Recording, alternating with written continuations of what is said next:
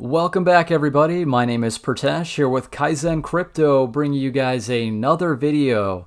So here today, we're taking a look at the overall market. Cryptocurrencies are in the green. Bitcoin is leading the way. A lot of positive price action, potentially in anticipation for the Bitcoin halving here coming up in less than a couple of weeks.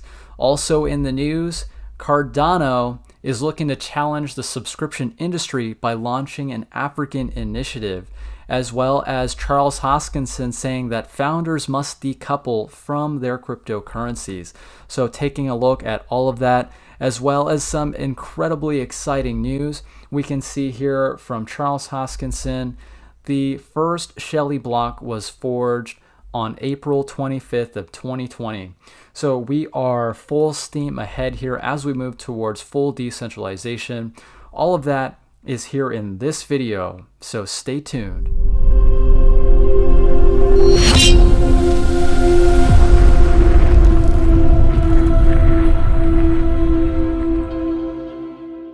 All right, everyone, thank you so much for tuning in today. Today is Wednesday, April 29th of 2020. So to start things off, just wanted to say congratulations to the Bitcoin bulls. Crypto markets up significantly today. Very nice to see some positive price action. We can see Bitcoin in double-digit gain territory, as well as a lot of these larger cap cryptos up significantly. A lot of this is potentially in anticipation for the Bitcoin halving. We're approaching that in less than 2 weeks. So very exciting times here with cryptocurrencies. Getting into the news, so Cardano is looking to challenge subscription industry by launching an African initiative. So we know a whole bunch of developments happening with Cardano in Africa. They're intending to fill a need for many industries that we can see with these developing economies. Particularly individuals who may be underbanked or unbanked altogether, being able to provide a decentralized financial operating system to be able to facilitate and grow is going to be one of the primary use cases for this particular blockchain.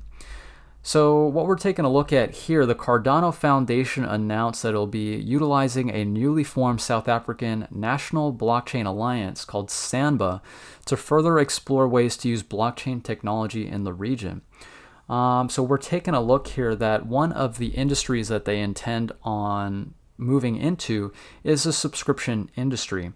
This also has to deal a lot with microtransactions. So in the instance that you're going to be facilitating a payment, instead of having to wait maybe an hour, maybe half an hour, depending on the connectivity, like let's say if you're going to try and send Bitcoin is not in the position to be able to scale to billions of users. So that's what they're trying to do with these initiatives. Now, the way that they're going to do this is with their Ouroboros Hydra protocol. So this is a scaling solution that allows the protocol to be on par with something from the legacy financial infrastructure similar to that of Visa or PayPal. And this is going to all take place over a decentralized platform.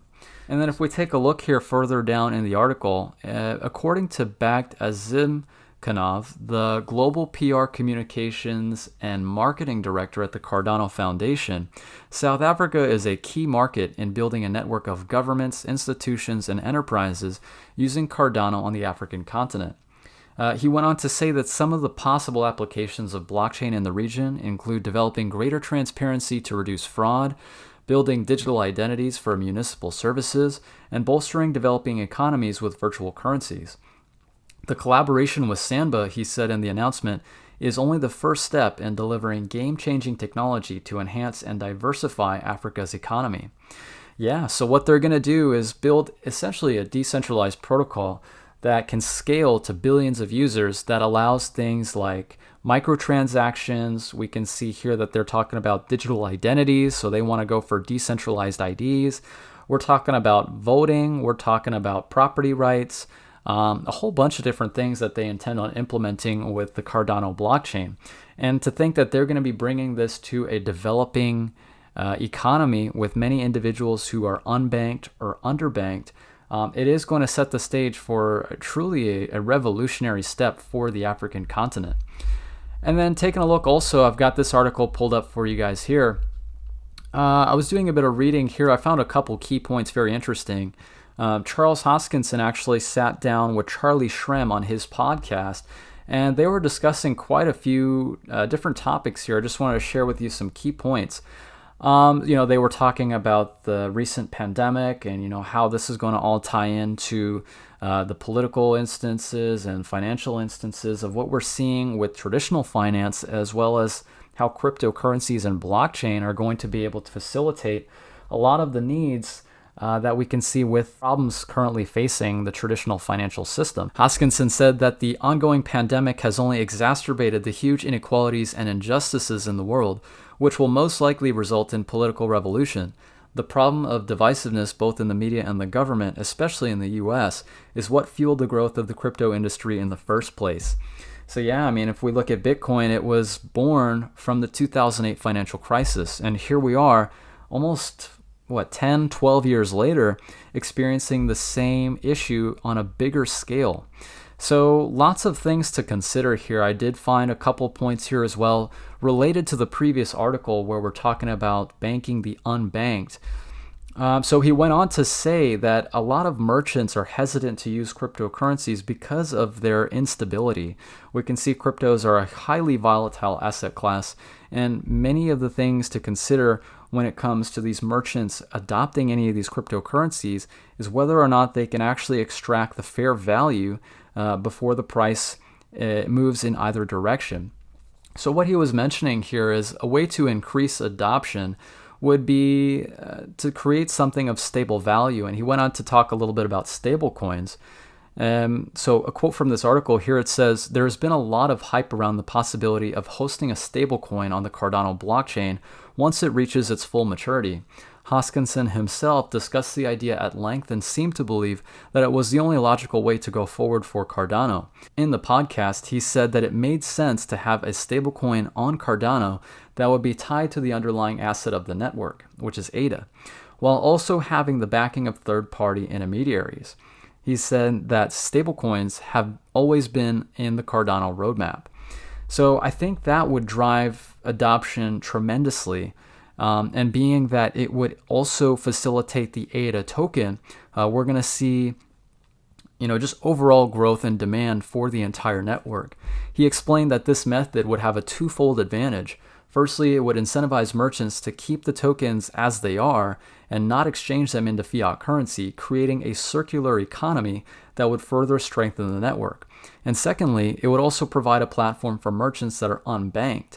Hoskinson cited that the example of the cannabis industry in the US, where almost all companies rely solely on cash. So being able to pay your employees or pay your taxes, these are all things that can be integrated on the blockchain in the instance that we do have a stable currency. So lots of cool things to consider. All these links are going to be in the description below if you guys want to check them out. And then taking a look also, this is a key point that he had mentioned here, talking about decoupling Cardano from Charles Hoskinson. So Hoskinson's optimism in the future of Cardano seems to stem from his ability to distance himself from the project. So when a project is too tightly wound to a specific person, as is the case with Ethereum and Vitalik Buterin, it tends to shake the community's confidence in its future. This, he said, isn't the case with Cardano. He explained that those holding ADA and invested in Cardano know that when Charles Hoskinson dies, Cardano will continue to operate, academic papers will continue to be published, and research will go on uninterrupted. And once we have the voting and governance models put in place on the Cardano blockchain, this is going to be a self-sustaining ecosystem. So they're thinking about a lot of different things ahead of time. Lots of research and development has gone into thinking about all these aspects of the protocol. I think that what he said is spot on, because we saw things like with Ethereum, just to give you an example. Back, I'm not sure if it was 2016, 2017, with Ethereum, there was something called the DAO hack. The DAO hack, 51% of the network got taken over. There was a fork, and we experienced Ethereum and Ethereum Classic, as well as other types of forks such as Bitcoin, Bitcoin Cash. So what they're doing with Cardano is they're taking the mistakes of these previous protocols and they're addressing them using this peer review scientific research, and formal methodology. So those are some of my thoughts regarding the points made about here in this article. Let me know what you guys think about all that down in the comments section below. I'd love to hear from you guys. Last little bit that I want to leave you all with here today. So Charles Hoskinson coming out just a couple days ago saying that the first Shelley block was forged on April 25th of 2020. So currently we're very excited to be anticipating the Shelley Haskell testnet. What they're doing right now is they're laying out the infrastructure for friends and family, and what that's going to allow us to do is start to begin to get this integrated into the testnet before we roll it out available for all stake pool operators. So very exciting times ahead.